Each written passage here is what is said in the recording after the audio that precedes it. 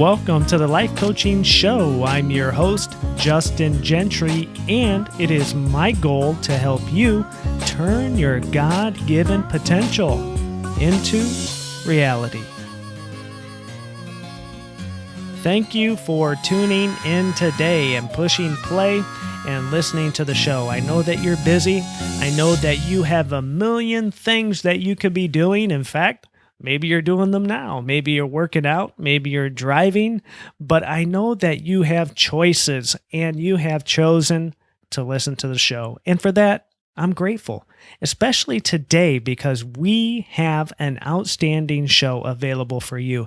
I mean, it is just jam-packed full of valuable content as I get to interview life improvement coach Marianne Renner. And she's going to talk to us about a topic that she's passionate about. And if you listen to the show, you know I'm passionate about, and it's goal setting. And she is going to share with us 5 steps to reaching your goals. She has a unique approach, but it's a valid approach.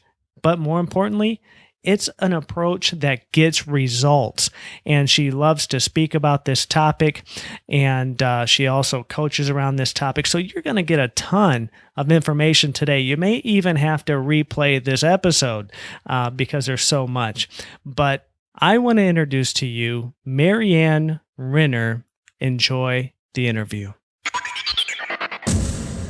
Well, I am excited to have my guest today, Marianne Renner. Marianne is a life improvement coach, helping high-performing professionals clarify goals, prioritize tasks, and establish new behaviors so they can eliminate barriers and move forward in their career. And I might want to add too, Marianne is a business owner, a coach, and she also has a history of founding a not-for-profit organization for at-risk youths, and was a bodybuilding champion and sought-after fitness instructor, having led 2 youth dance teams to win gold medals in the National Junior Olympics. Wow. Welcome to the show, Marianne. Thank you, Justin. It is my privilege to be here. Well, I'm excited about today's episode. Now, I got to ask you because not everybody has that kind of content for their resume. All right. I don't know a lot of people who have done all these things. So I got to ask, bodybuilding champion, is that something that you always grew up being interested in, or was that something you came into later? Tell us a little bit about that. Oh gosh, it was a lifetime ago, Justin, but no, it was something that I just developed as a hobby. Actually, my first job out of college, I was a newspaper reporter working a second shift, and I'm a morning person. So I thought, well, what am I going to do with the first part of my day? So I started going to the local gym and started lifting weights. And then the next thing I know, I'm on a stage and lifting heavy weights and all that. Wow, that is amazing. So I got to ask, and I know this is off topic, but it's just so interesting to me. Are there like different classes in bodybuilding? I mean, you have the guys and the gals who want to be like Schwarzenegger, and then are there other, kind of like boxing, is there like a lightweight, middleweight, heavyweight type class in bodybuilding? Yeah, that's exactly what it is. It's a little bit different today. When I was competing, it was, 20 years ago. But it's a little bit different today. They actually have much different categories where they have fitness and bodybuilding. But when I was competing, it was a lightweight, middleweight, and a heavyweight. And when I won the championship, I was a lightweight, and I won my division and also actually it was a middleweight, I believe. But I won my division and I also won the overall. And I was living in Minnesota at the time. Wow, that's amazing. So is that what began to lead you into the dance teams, working with them, and then on to the Junior Olympics? It did. At the same time, I was a fitness instructor, and I started getting involved in a new craze.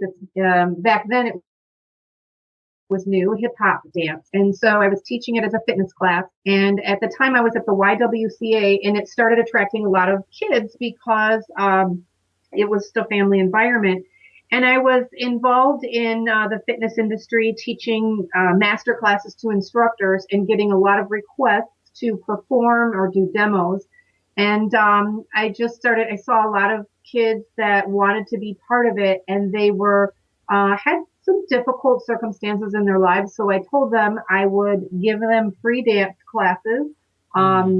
Free of money, but they had to pay in other ways. So they had to sign a contract, and they had to get good grades and stay out of gangs and stay away from drugs and alcohol and that kind of thing. And then it just evolved into a really beautiful program. Wow, that is incredible. And then you went on to the National Junior Olympics. That's amazing. That's quite an achievement. So, congratulations. Thank you. Thank you. That's probably one of the things that I'm most proud of, working with those kids. And, incidentally, what we're going to talk about today, some of the, methods that I use for goal setting, I really have used all my life including the areas we just talked about. So it's interesting that you touched on that. Yeah, that's exactly right. I happen to assume that because it's not just every day you wake up and get a gold medal. So I am excited about today's topic: 5 steps to reaching your goals. Now, you are a goal setting expert, and you have a system that you teach others to help them set and achieve their goals. And I'm really excited about that. So before we get into those 5 steps, can you tell me how or why, rather, goal setting is important? I mean, we're all kind of familiar with, setting the New Year's resolutions, and then they kind of end up just being wishful thinking, and they don't come to pass and so forth. So tell me, why is goal setting, getting specific, important for people? Yeah, that's an excellent question. And I'll tell you something, Justin. Goals are near and dear to my heart. I believe they're a very important part of life because I believe ultimately we're all here to fulfill a unique God-given purpose. Mm-hmm. That's just what I believe. And goals drive us toward that purpose. So at the end of the day, right, we can all say, hey, I have run a good race. I have finished my course. I've done all that I was designed to do and put here on this earth for. And goals take us toward each step closer to fulfilling that purpose.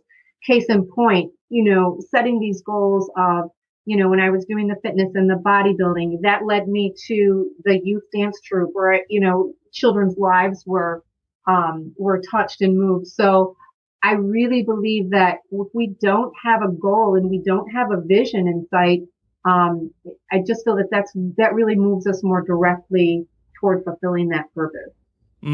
Yeah, I like the way you put that, that goals drive us towards our purpose. And I think that's an excellent way to put it, because sometimes we think, well, if there's a plan for my life, isn't it just going to happen? Well, I think it coincides with our part in setting those goals that you talk about. So I really like the way that you put that. So tell me a little bit about resolutions. Tell us, because all of us have this experience. Whether we were younger and we set the New Year's resolutions, why do things like that fail for us? You know what? I see people, well, actually, I can think of 5 reasons, and it's actually part of my process. One thing is we don't have clarity or specificity. So what is it that I absolutely specifically want to do? So we might say, I want to lose weight, right? But that's not clear enough. I want to lose 10 pounds by September 1st, right? So, and that's part of some of the teaching that's out there as part of the SMART goals. But what happens is not only do we need that specificity, we also need a purpose or a reason. Why is it important? So one of the things I encourage people to do is to write down on a piece of paper a series of questions and answer those questions. Why is it important that I act now? And why is this important to me, period? So using the example, I want to lose 10 pounds. Why is that important? Why is that a critical, burning, must-do platform For example, if I lose weight, I'll be able to play with my kids and pick them up and throw them in the swimming pool, and that's an important bonding time for me. Now I have a burning platform. Now I have real motivation, for doing that. So that's one reason. I think there are many. Excellent. I like that. A burning platform. That sounds like something that's going to set you in motion. Right. I mean, the house is on fire. What are you going to do? Right. I got to get out. So you've got to make it that important. Wow, great way to put that. So let's dive right in then. You have these 5 steps that you teach others in your coaching and in your speaking. Share with us today, starting with number 1, how we can begin to reach our goals. Yeah, so I'll take you through. The acronym is PROCESS, and I spell it PROS-F. So the P, like in Paul, is really clarifying the problem. So what is the problem? The goal is the answer to your problem. So it's really coming up with a very specific, clear problem using the weight example I just used, or another one might be, hey, I want to buy a house.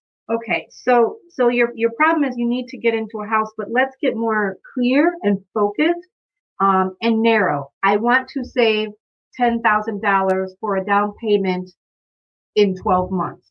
So it's really clarifying that problem. I work in the corporate world with a lot of very high performing, very smart leaders, and they sometimes struggle to meet goals because of this lack of clarity.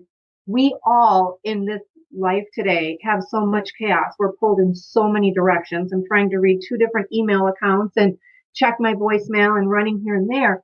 And this chaos or lack of clarity is part of the problem in keeping us stuck. I recently talked to someone who said, I need help getting organized. And I said, tell me more about that. And he said, well, I need a project planner. I need a way to schedule. I tend to not finish things that I start. I said, that's 3 problems. That's not one. You've got to pick one, because if everything is important, nothing is important. So that's the first step. Wow. So if everything is important, then nothing is important. And that's what crowds out that clarity, right? Right. That's exactly right. And so this clarity, what we're talking about is getting specific and identifying exactly what we want to achieve. Am I understanding correctly? You got it. You got it. Yeah. If I'm going to school, I want to get good grades. That's not clear enough. You'd want to say, I want a 4.0 GPA by the end of the year or something like that. So you really know very specifically. It's very pointed, and direct, and usually time sensitive. Okay, so that P for process then starts it all, and that's our problem that we need to be clear about. Okay, right. All right. So move us on to the R. So the R is recording your results. And this is really important. And it's not just, let's say I'll stick with the weight loss because it's kind of an easy example, and most of us can identify with it. I always tell people I've lost hundreds of pounds over the course of my life. I lose 10, I gain 10. I lose 10, I gain 10. So how are you going to record that? And what I try to tell people is think of it in terms of a daily behavior goal. So if I want to lose 10 pounds, I cannot use the scale. I cannot get on the scale every day, because after the 3rd or 4th day, I'll give up because it doesn't move. So think about, to get to your ultimate goal, what can you do every single day that is a daily behavior that if I do this thing every day, I will ultimately reach my goal. So if I want to lose 10 pounds, I can walk 30 minutes after dinner every day, or I can eat 1,800 calories a day every day, or I can drink 8 glasses of water. So think of it in terms of what is the behavior I can do every day. And the reason this is important, 2 reasons this is important, is that A, you're tracking something every day. As you see progress, that success and progress motivates you to keep going, because you can't look at the scale. That won't do it. We're motivated by progress and success. So now every day I can see my success and I'll keep moving. And the second thing is I need a scoreboard to know if I'm winning or losing the game. Did I walk every day? And if I didn't, if I'm not winning the game, so to speak, looking at my scoreboard, what are the steps I need to put in place to get me back on track? So that piece is is critical. Does that make sense? Absolutely. I like that. I like the fact that you brought up that it must be recorded. And I'll tell you another thing that I believe that is crucial about what you said is this, the way you framed it was daily behavior goals. Mm-hmm. I often get to work with people around this topic of goal setting myself. And I had a question, for example, in the area of relationships, the question was, how do I set a goal for relationships? I mean, of course, I want my relationship to be better. What kind of goal is that? How is that measurable? And the way that you put it with the daily behavior goals makes perfect sense. Yeah. So in that case, your behavior goal might be we're going to have dinner together every night. Or we're going to make sure that we spend time without the TV 15 minutes, 30 minutes every day. What is the behavior that if I follow this behavior, then I know that will drive me toward my goal? Excellent. Yeah. Excellent. So we've got the problem and the recording of the results, and bring us to the O. Yeah, so the O is this is a piece that most people don't think of. The O stands for obstacles. Hmm. So now I have my goal, I know where I want to go. I encourage people to make a list of every potential obstacle or barrier that could get in their way of reaching that goal. So if I'm trying to lose weight, well, I know it's graduation season and I'm going to be going to 3 graduation parties for the next 5 weeks. And there's, the candy and the cake. Or if it's the relationship example that you mentioned, I know I'm going to be busy on this day, or I know there's going to be things coming up that day. So make a list of all those obstacles and really put some thought into it. And then that leads right into the first S, which is solution.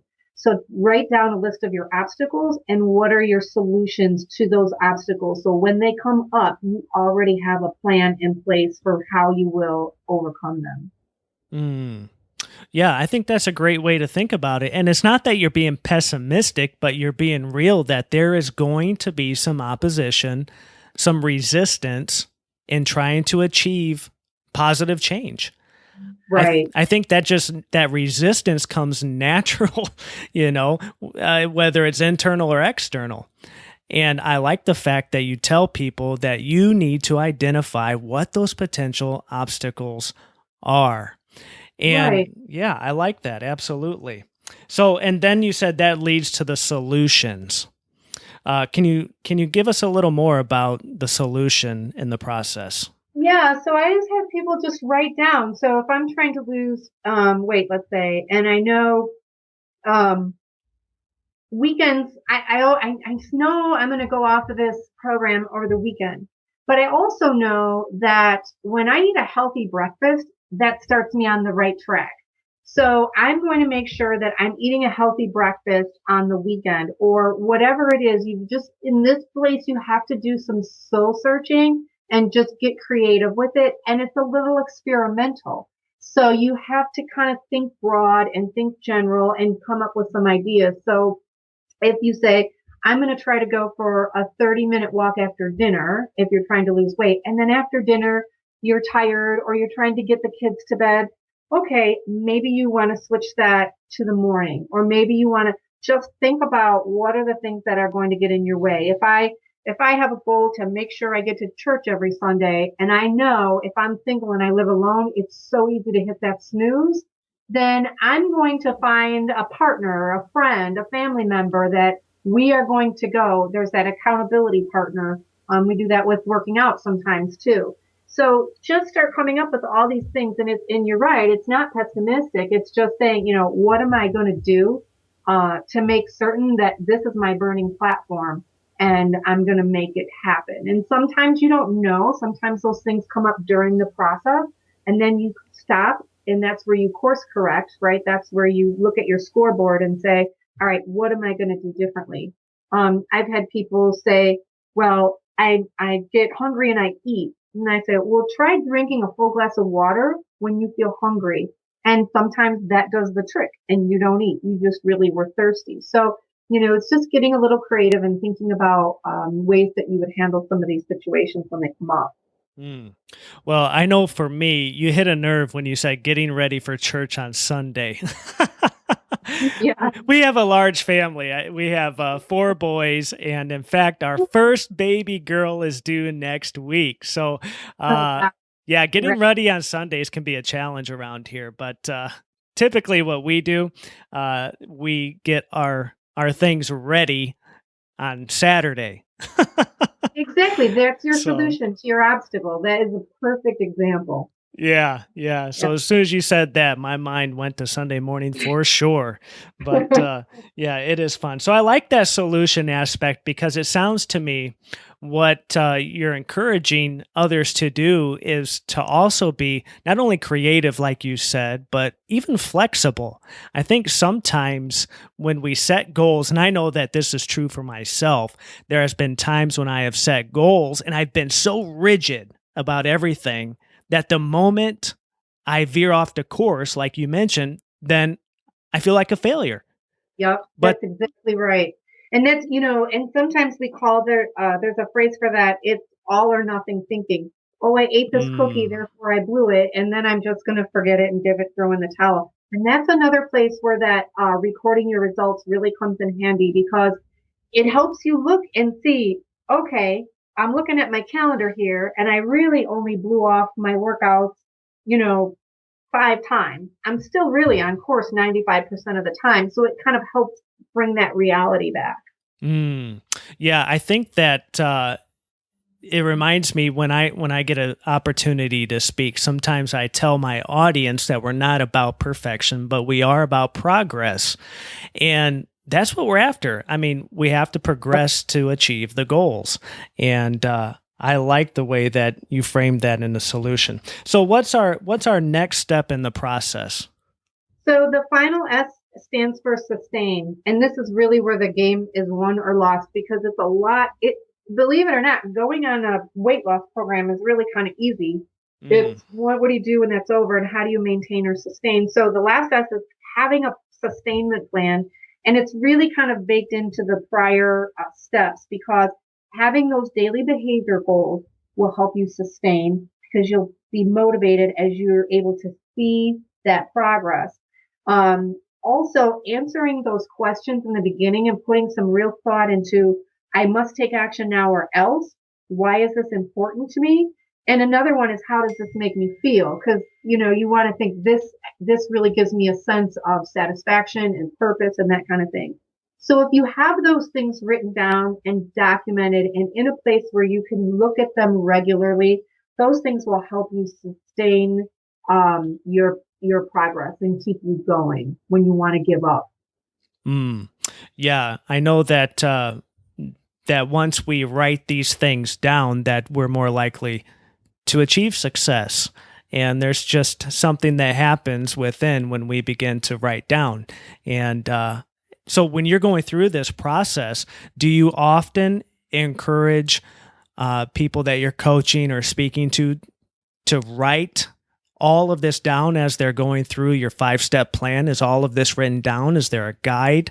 What do you encourage them to do?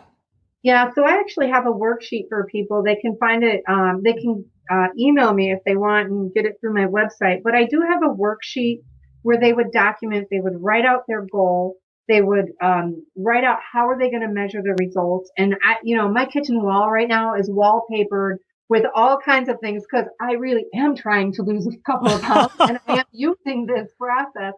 And I color it in on the days that I actually do what I say I'm going to do. I color it green. It's like a calendar. And on the days that I don't, I color it red.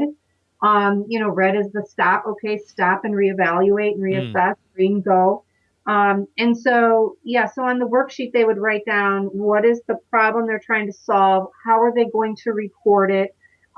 What are the obstacles? What are the solutions? And then writing out the answers to those questions for the sustainment. Absolutely write that out and keep that worksheet somewhere in front of you where you'll see it every day. And then also create that calendar of my behavior goals. I actually have a worksheet too for that people can use where all they do is fill in the date and then they color it in red or green. Today I'm on track. Today I'm not on track. And then you can see that. And I do the same thing. It's human nature. Oh, I didn't eat my allotted calories for the last 2 days, but it feels like I haven't done it forever, right? It feels like I completely blew it. But I look at this thing and I go, I'm 85% on track. So that's not too shabby. And then that helps me keep going and move forward. So I absolutely recommend that these things are written out. So what would be the best way for our listeners to take advantage of those worksheets? How could they get those? So you can go to my website and it's www.mariannerenner.com. And you can shoot me an email and I will send you those worksheets. Okay, that's www.mariannerenner.com. And I'll make sure to link to that in the show notes as well so they can find it fast and easy and contact you through the website. Right. And also, Justin, if they want to email me directly, they can do that too. It's rennerlifecoaching@gmail.com. So that's RENNER, rennerlifecoaching@gmail. Wonderful, wonderful. Let me ask you a couple of follow-up questions just about your goal setting process, because all of us, we're emotional beings, and sometimes, like we have mentioned, it can be a challenge to set goals and to achieve goals. But how do you handle failure? Or do you even identify failure as failure? How do you encourage people or coach people to deal with failure when they're going through this? I love how you asked, do I even identify failure as failure? Because one of the best books I ever got, I had a business at one point. It didn't do what I thought it was going to do. And my brother sent me John Maxwell's book, Failing Forward. I truly believe everything that is in our lives in this moment is happening for a reason, for our ultimate growth and purpose, right? It's all things work together for good to those who love God and are called according to his purpose. I really believe that there really is no failure. What we might, I guess, generally define as failure or understand to be failure is really just driving us to the next step to get us toward that ultimate purpose. So sometimes we need to learn. So it's something that we need to learn about ourselves to grow and get toward that ultimate track. So I really don't think of it as failure. It feels like failure, but it's there for a reason, usually for me to learn something. Yeah, and I like the way you said that. You used a word that I often use when I talk to people, and this comes up, and I always remind them that we call it growth. We are all growing, and it's a process, just like you've laid out for us here.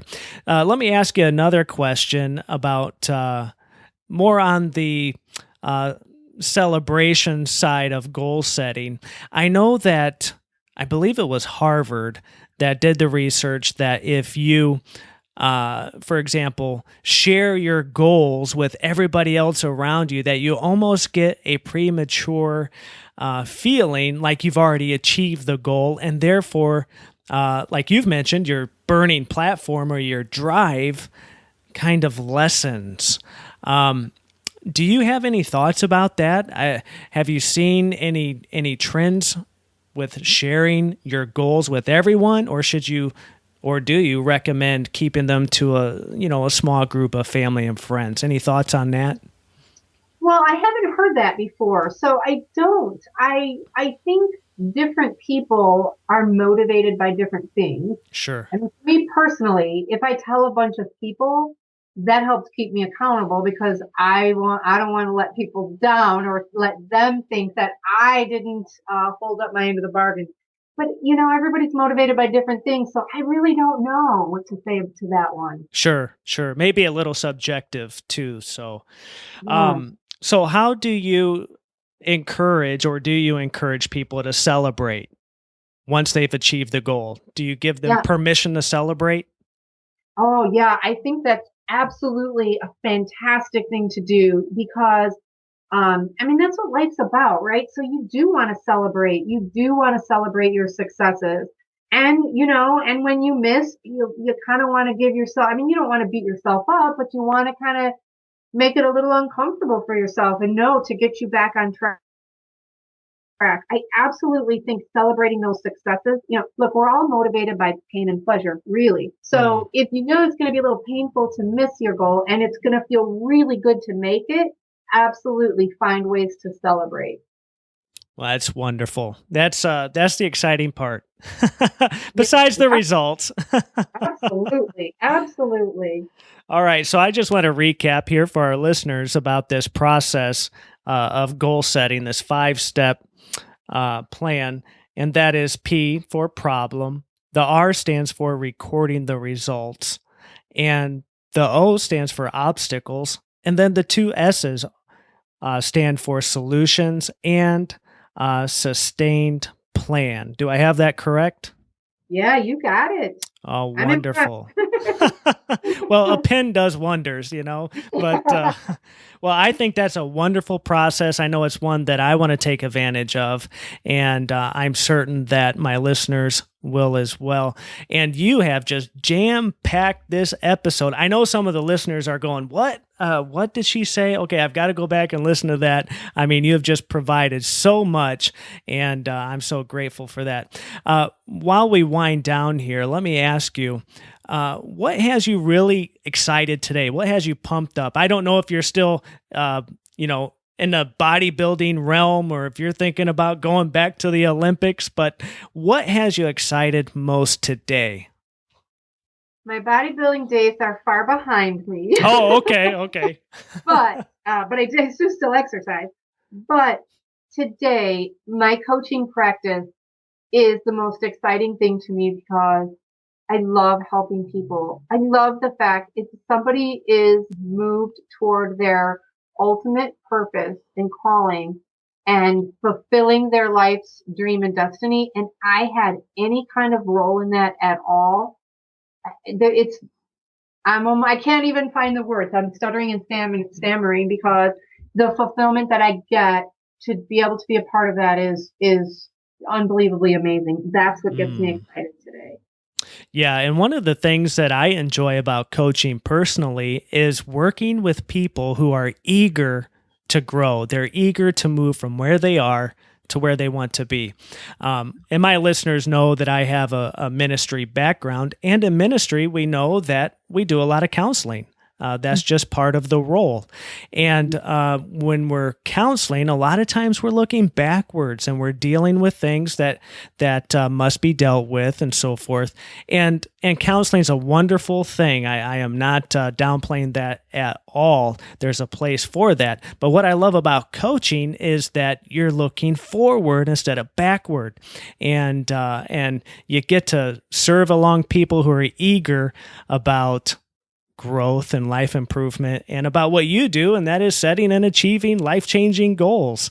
And that gets me excited as well. And let me ask you too, is there a book that you could recommend to our listeners? And if there is, perhaps on this topic or even another, why would you recommend it? I would recommend, so I'm a big fan of the classics. I believe in the basics. I think, Michael Jordan did layups and free throw practice before every game throughout his career. So I'm a huge fan of the basics. And I always like to recommend As a Man Thinketh by James Allen. It's an oldie, but a goodie. And it's really, I truly believe the only thing we really ultimately have control over are our thoughts and the actions that follow.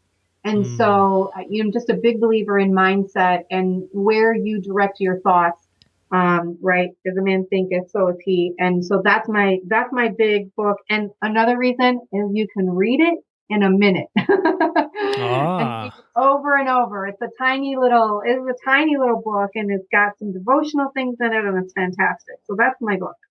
As a Man Thinketh, a book that has been around for quite some time and has impacted many for sure. And that's a great resource. Let me ask you too, since we're on the subject of goal setting, outside of your worksheets, are there any other resources that perhaps you can direct our listeners to to help them with their goal setting. Maybe you have more resources yourself. Is there anything else you could recommend in that area? So another tool that I use, it helps people prioritize. And I know that sounds like it's a little off topic, but it's really interrelated with the Sure. P, which is, because part of the problem in defining that goal is there are so many things I want to do. So I do have a tool that helps you prioritize and determine based on, so even if I have a goal, there are 500 things I can do to drive me toward that goal.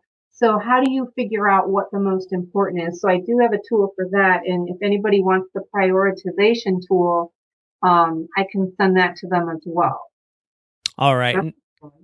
And that is also, they can contact you directly and ask Yep. for the priority tool.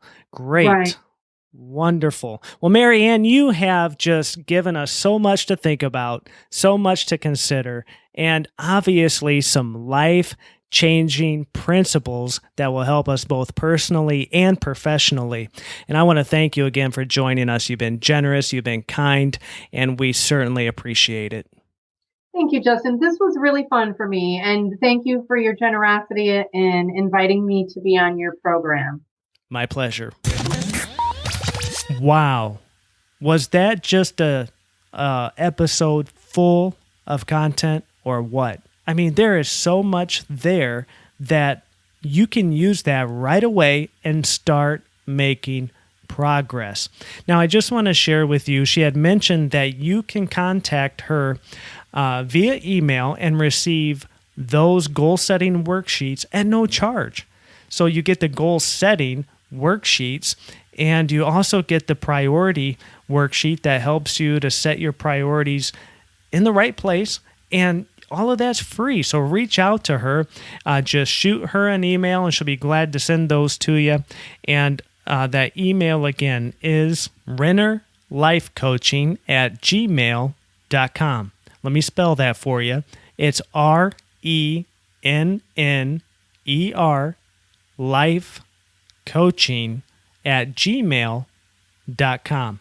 So just shoot her an episode, tell her you heard her on the Life Coaching Show and that you would love to take advantage of her offer and receive those goal setting worksheets. I know that she'll be glad to give you that and talk with you as well. So be sure to connect with her.